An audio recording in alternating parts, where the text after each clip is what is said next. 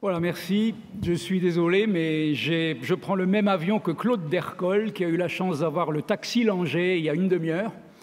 Donc vous voyez que si je ne veux pas louper mon avion, j'ai une toute petite demi-heure et je suis navré, mais je ne pourrai pas prendre de questions. Sinon, je vais louper mon avion. Voilà. Mes conflits d'intérêts. Bien, alors, je vais vous parler du syndrome climatérique de la périménopause et de ses conséquences dégénératives qui étaient jusqu'à présent tout à fait insoupçonnées. Donc, je vais diviser mon topo en 3. L'évaluation des symptômes vasomoteurs, comment peut-on la faire? Les symptômes vasomoteurs activent le sympathique et sont facteurs d'un syndrome métabolique. Et enfin, la partie nouvelle, les symptômes vasomoteurs ne seraient-ils pas le starter de la maladie d'Alzheimer? L'évaluation des symptômes vasomoteurs. Alors, contrairement à ce qu'on croyait, les symptômes vasomoteurs durent plus longtemps que ce que nous avons l'habitude de penser. Vous voyez que cette étude prospective sur 17 ans nous montre que la durée totale des bouffées de chaleur, c'est en moyenne 7,4 ans. En post-ménopause, elles persistent 4 ans et demi. Et si elles surviennent en pré- ou périménopause, leur durée est de 11,8 ans. Donc plus les bouffées de chaleur surviennent tôt, avant la ménopause, plus elles vont durer longtemps. Il est donc facile d'établir, comme l'étude Swan l'a faite, 4 types de trajectoires. Vous voyez, celles qui n'ont pas de chance, c'est en rouge. Ça commence tôt et ça perdure tard. Celles où ça commence tôt, ça finit par s'arrêter quand même. Et celles qui ont un peu de chance, il y en a très peu, où ça commence après les bouffées de chaleur. Ces 4 groupes sont à peu près de même population en nombre. Alors, il y a une différence extrêmement importante qu'on a mis en évidence entre les symptômes vasomoteurs, les bouffées de chaleur et les sueurs ressenties par les patientes et celles qui sont réellement enregistrées par la machine. Alors, vous voyez que si on veut faire la différence entre ce qui est ressenti, ce que la patiente nous dit, et ce qu'elle subit réellement en termes de bouffées de chaleur, il est assez simple de prendre cette petite machine qui est reliée à un patch presternal, et dès que la patiente ressent une bouffée de chaleur, elle appuie sur le bouton rouge. Donc vous avez ici la chronologie de ce que le patch a enregistré, les bouffées enregistrées réelles, et quand elle appuie sur le bouton, vous voyez, vous avez un petit appui. Cet exemple est assez mauvais parce qu'elle ressent, ou cette patiente ressent pratiquement toutes les bouffées de chaleur qui sont enregistrées. Alors, qu'est-ce que ça peut faire d'enregistrer les bouffées de chaleur?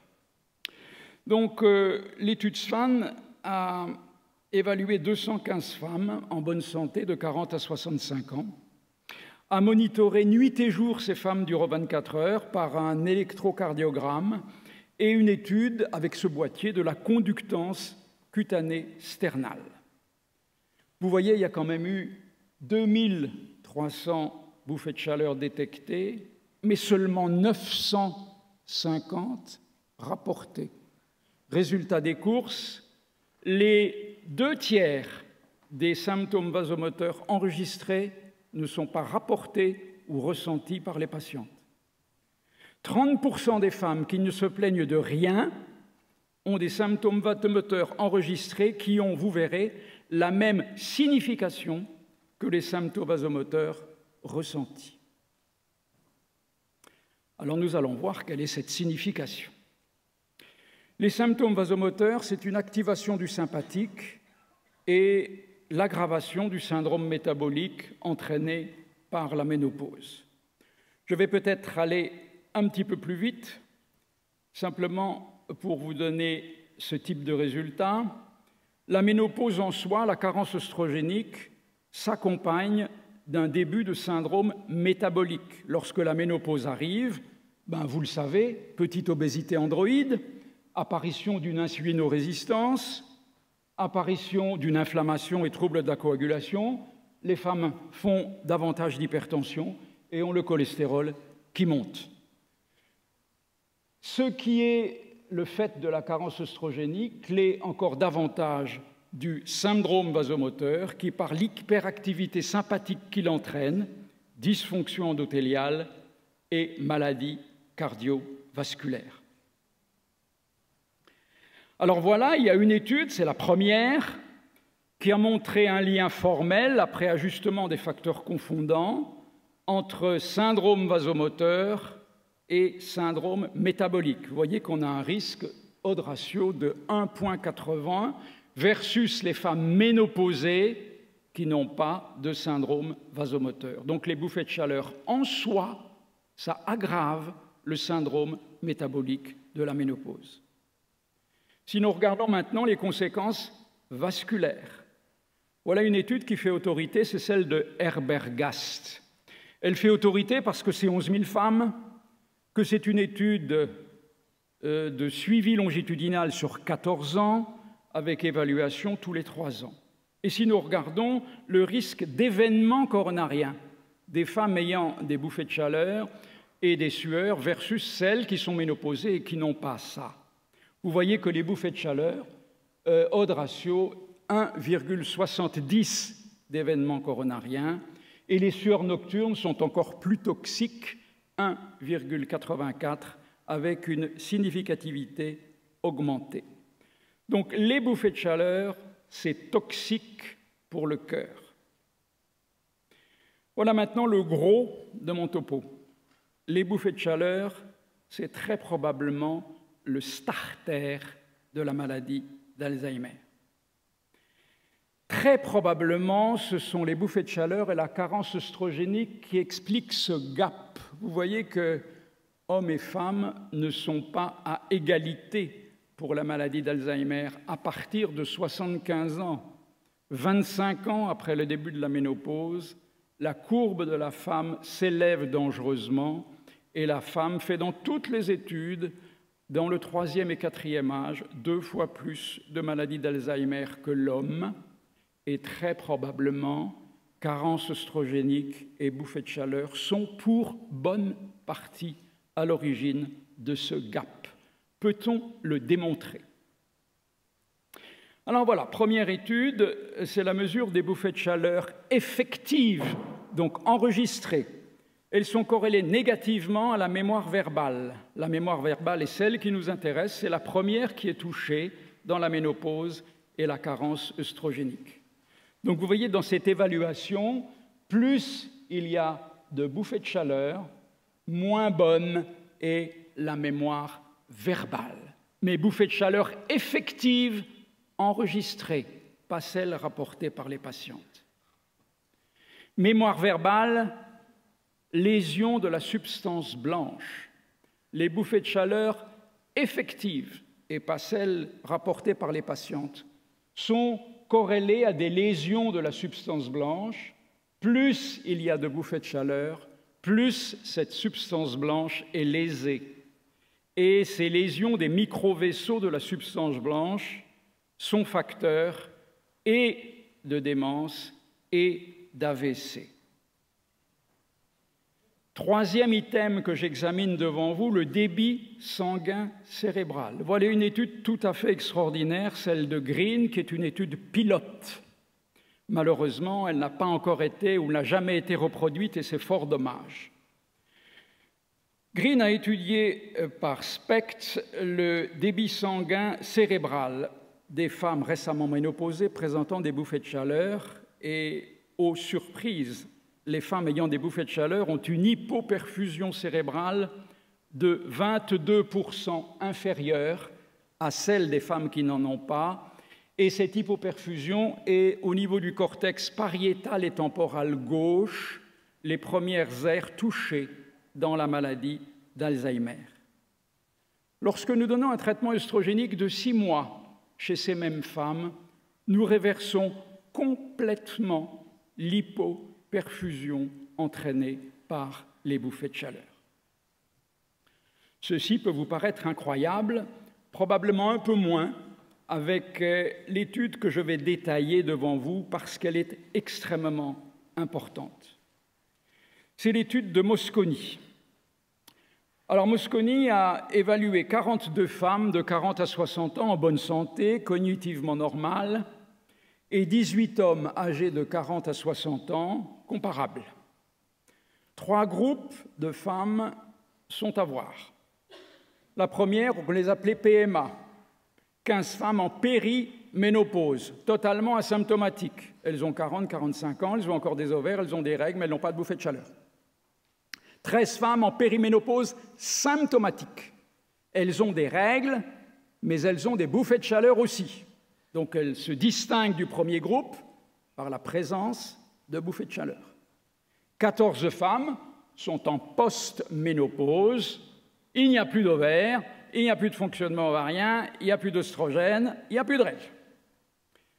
On a fait 3 types de mesures à ces femmes.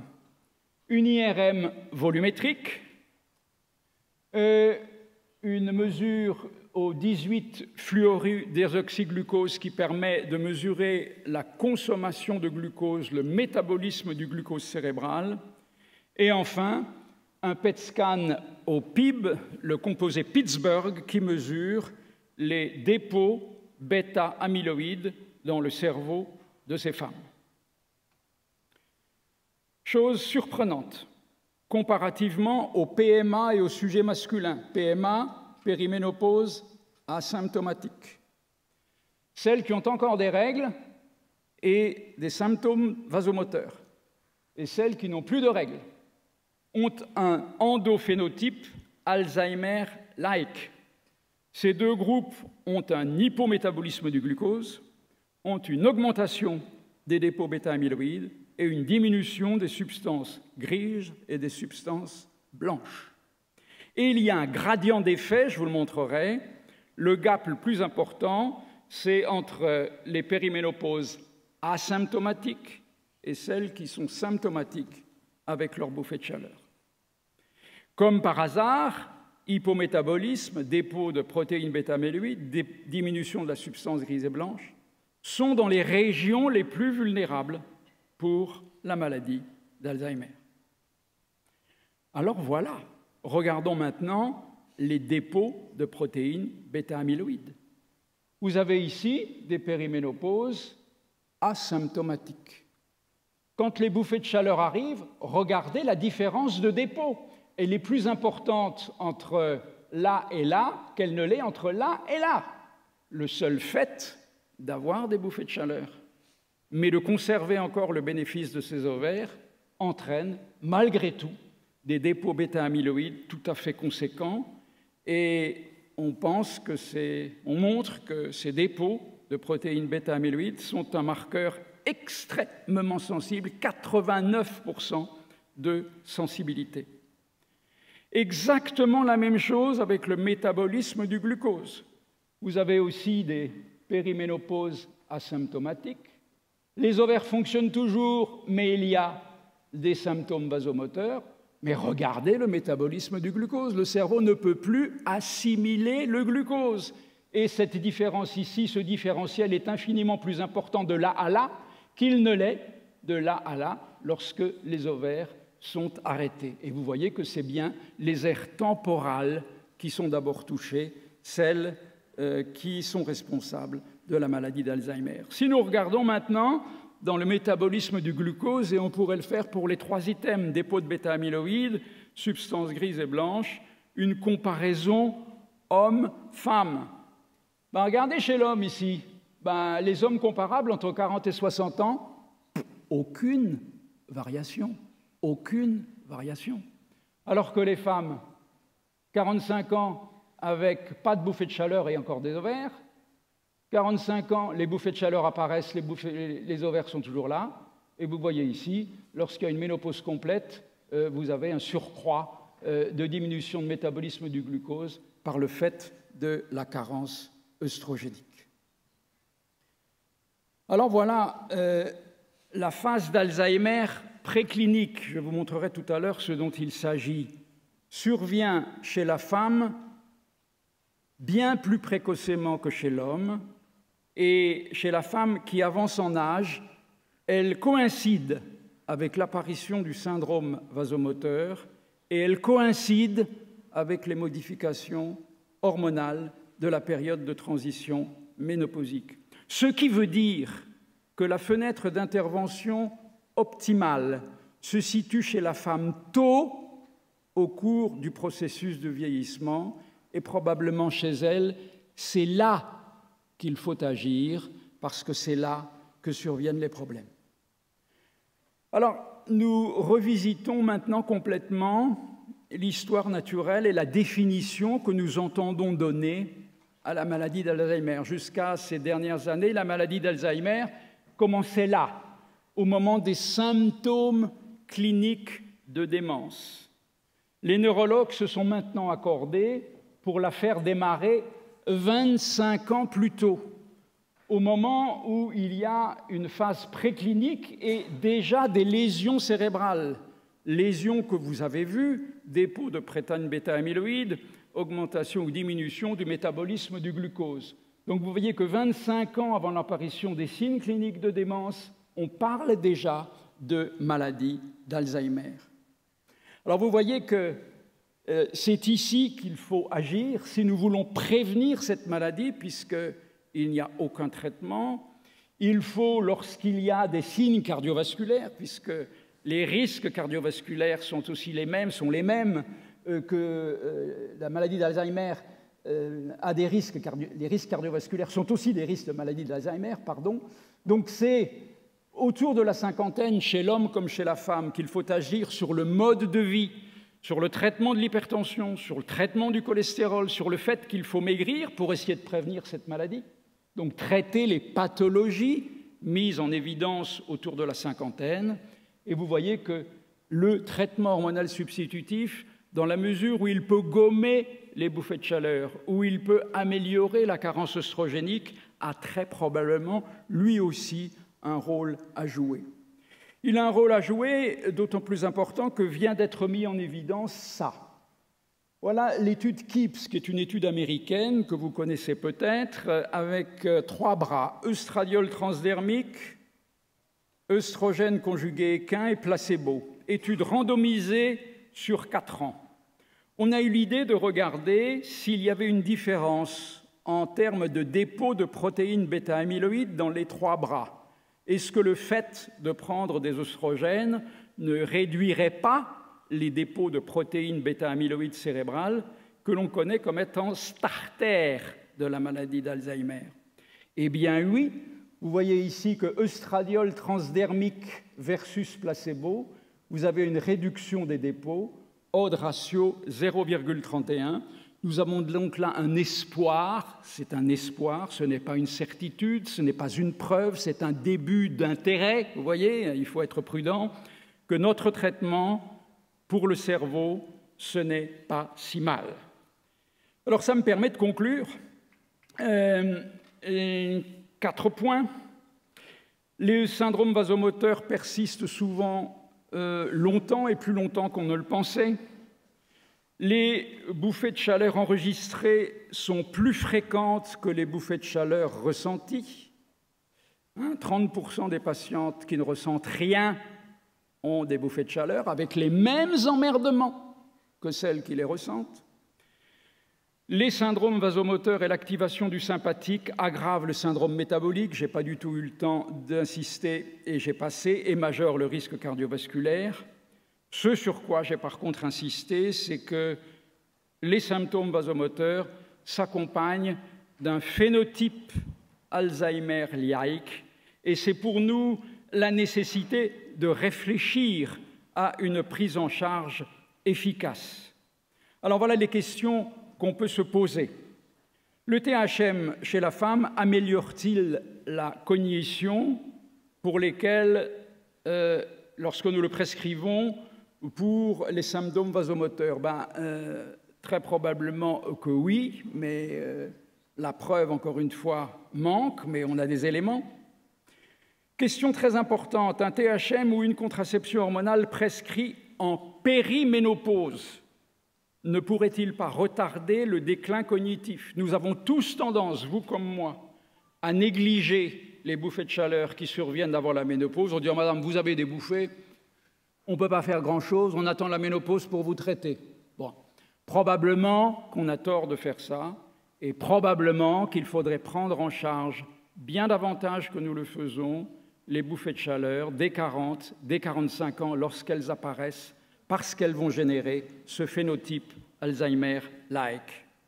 Enfin, ma question, la prévention des bouffées vasomotrices ne serait-elle pas, dans le but de la prévention de la maladie d'Alzheimer, même plus importante que celle de la carence œstrogénique? C'est une question que je me pose parce que vous avez vu, quand bien même il y a les ovaires, le fait qu'il y ait des symptômes vasomoteurs entraîne des dépôts de bêta-amyloïdes vitesse grand V, diminue la consommation du glucose, diminue la substance grise et la substance blanche, et ça c'est très dommageable pour le cerveau des femmes, et il tient à nous d'essayer de gommer au maximum ces bouffées de chaleur pour maintenir les cerveaux de nos patientes intacts. Je vous remercie.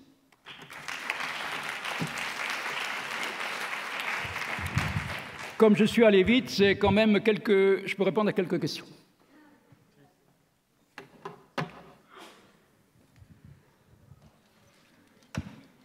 Et alors en pratique, comment il faudrait les traiter, ces bouffées de chaleur avant la ménopause avec des œstrogènes Bien heureuses sont les femmes qui ont encore une contraception orale, parce que là, ça les gomme.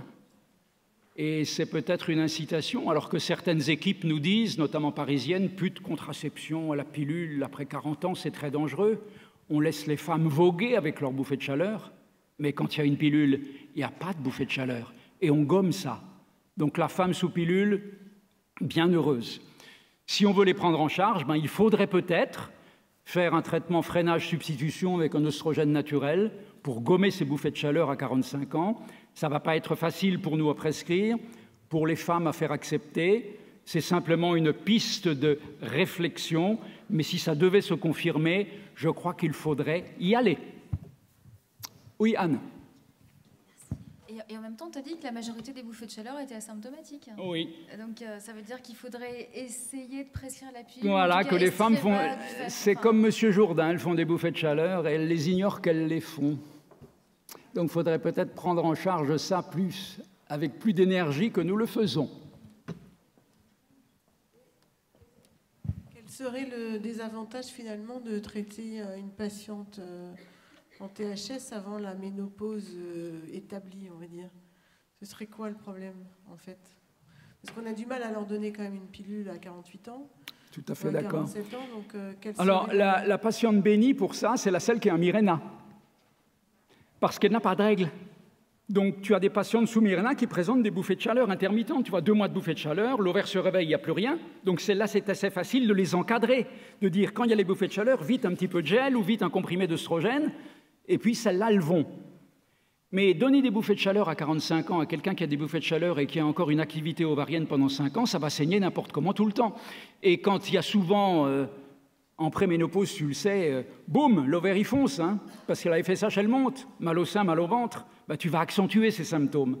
Donc, sur le plan pratique, la qualité de vie des femmes, eu égard de leur saignement qu'on va créer n'importe comment, n'est pas évidente avec un traitement hormonal classique. C'est pour ça qu'il vaut mieux, si on veut faire quelque chose, par exemple, je donne n'importe quoi, un traitement progestatif, allez, Lutherandis, hein, soit 21 jours sur 28, par exemple, et puis hormones ou un gel d'estrévaciel et métabolique. Donc on prend les choses en main, on crée avec des produits dont la dangerosité est quand même assez faible, un confort de vie, et ça permet de gommer les bouffées de chaleur. Je ne dis pas qu'il faut le faire, c'est une piste de réflexion. Si ça se confirme, il faudrait le faire.